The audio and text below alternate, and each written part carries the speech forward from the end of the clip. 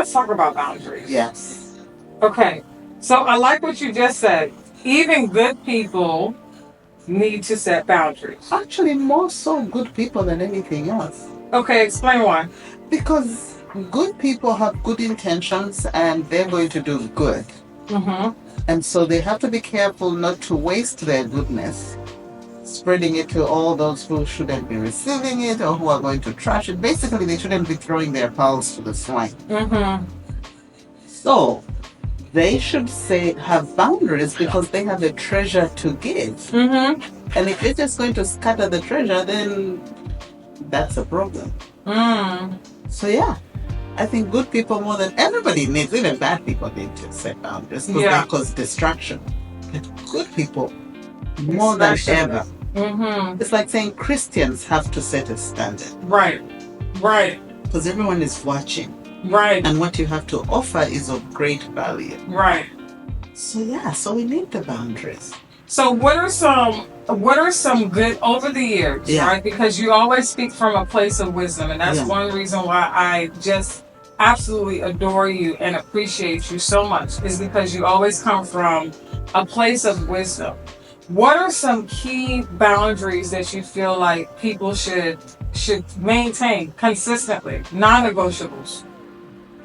I think the number one is as I get older, Mm-hmm. the self-care first. Mm.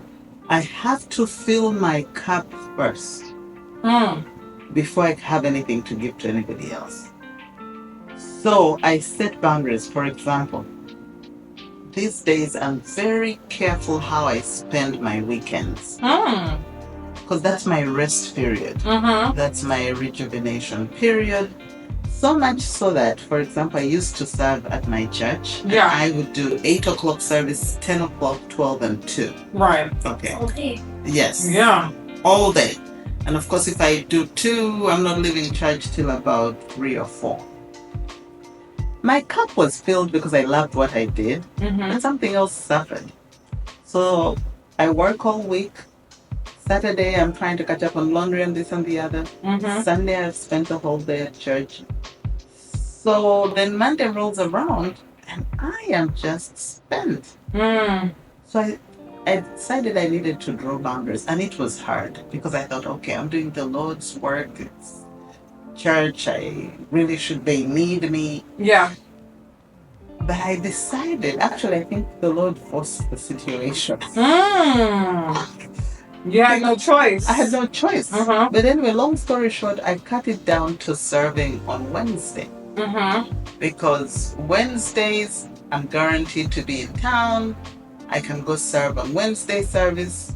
I work from home, so it's easier for me to get to church as opposed to those who work far away and have to drive in. Mm-hmm. And let me tell you, Sunday was filled. They didn't skip a beat because I was in bed. Yeah. And now Sundays when I wake up, I do my long, in-depth Bible study that I want to do on my own. Mm-hmm. I read a book. I think, think about my life. So self-care is number one boundary. Yeah. And then that way when I have to give, I'm not running on fumes. Yeah. I have plenty to share. Yeah. So that's the one boundary that I'm learning to set. And I think we'll always be learning because deep within us, Mm-hmm. we want to please.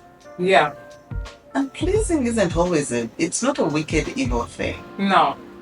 But you have to count the cost. Mm. Why are you trying to please? You know? So my number one thing truly is self-care. And then the other boundaries that I've also been practicing is trying to think, if somebody asks me for something, I don't have to say yes immediately. Mm-hmm. I tell them, let me think about it and I'll get back to you. That's a good one. Yeah, because that gives me time.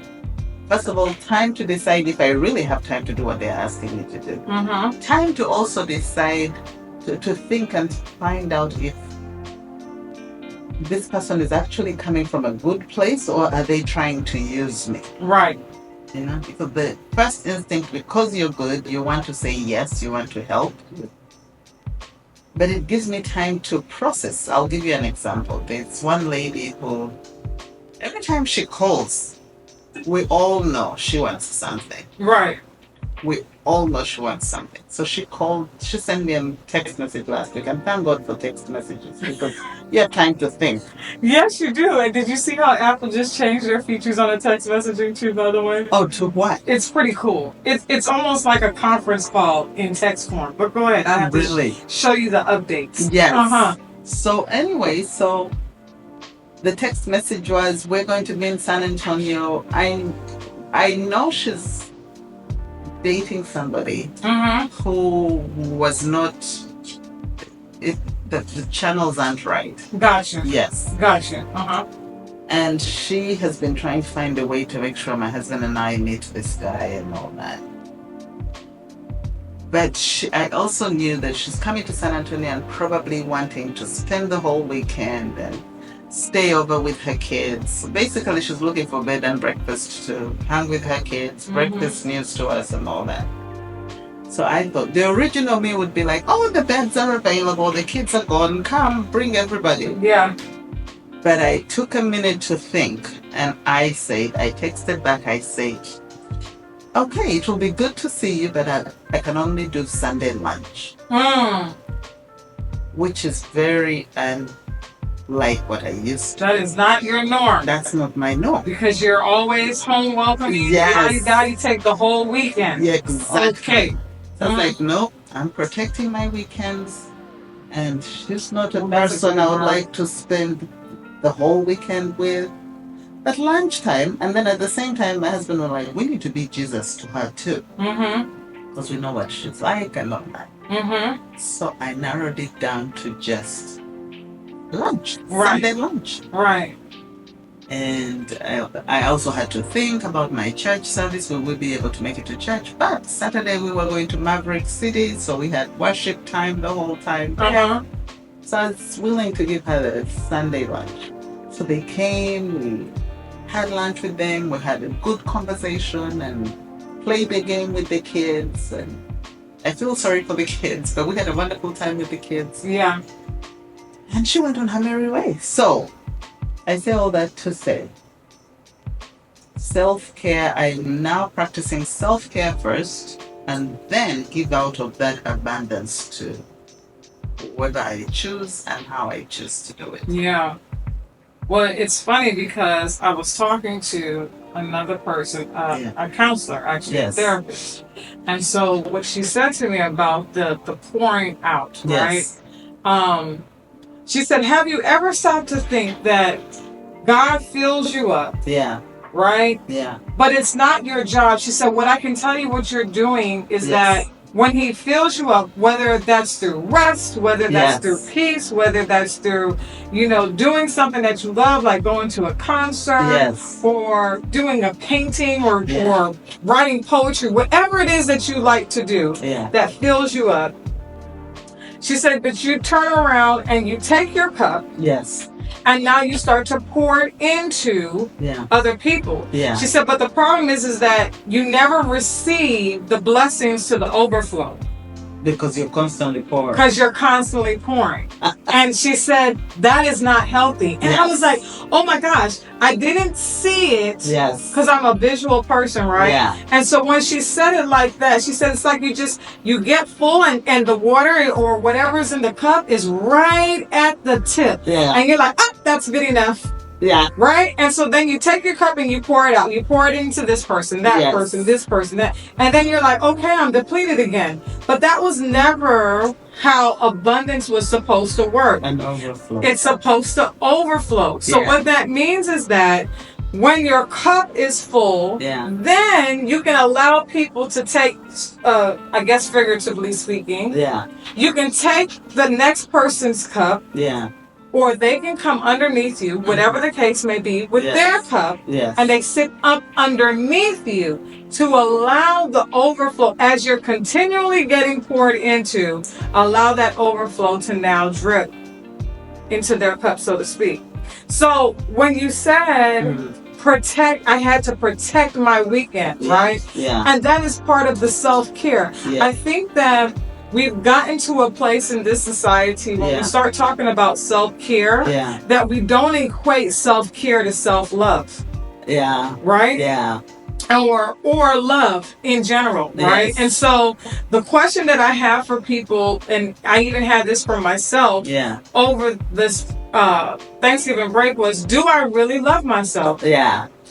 Do you really love yourself? Because if you really love yourself, just like what you're saying, you can take a situation and you can say, let me think about it. I don't have to give you an answer right now. Yeah. And then whatever that answer is, then you can give that answer out. And if the answer is no, then the answer is no. Exactly. And I'm certain that you've grown in such a way now to where you don't have to give the explanation of your why you don't want to do a thing. Does that make sense? Yes. How have you dealt with that? Because you came from a place of, I think I was reading something on oversharing. Yes. There's a thing with oversharing. Yeah. And I think that couples with the explanation aspect of yourself. How did you stop?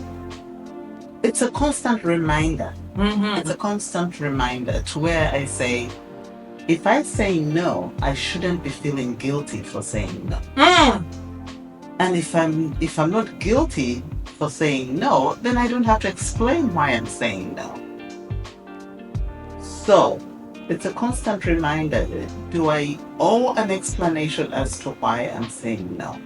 You know, sometimes you may owe an explanation. Right. Like somebody says, I'm really sick. I need a ride to the doctor's office. I can't drive. But you're not able to go take them. Right. So you can say, I can't do it now because of such and such. Right. Oh, I can't get off work to give you the ride. Or I'm at my own doctor's appointment myself. Something like that. That I can give an explanation. But if you're asking me to, can you come, this is Christmas season. Can you come to my ugly sweater party and, oh, you're my friend, you must be there. And I should be able to say no. Right. I can't come to your party. Thank you for the invitation. But I can't come to the party, and just leave it at that without any explanation. So it's a constant reminder to myself, a constant reason as to why I'm saying no. Because if I'm saying no, I have a reason why. Right. You know? Right. I have a reason why. So it is, I like the story, the passage in Psalms when David speaks to his soul. And at the time, he was talking about his soul being downcast and all that. And saying, put your hope in God. And why are you so downcast, my soul? Yeah. I love that David, who was a man after God's own heart, spoke to himself. So I practice that. I practice speaking to myself. Why am I making these decisions? Why am I feeling this way? Why is this making me unhappy?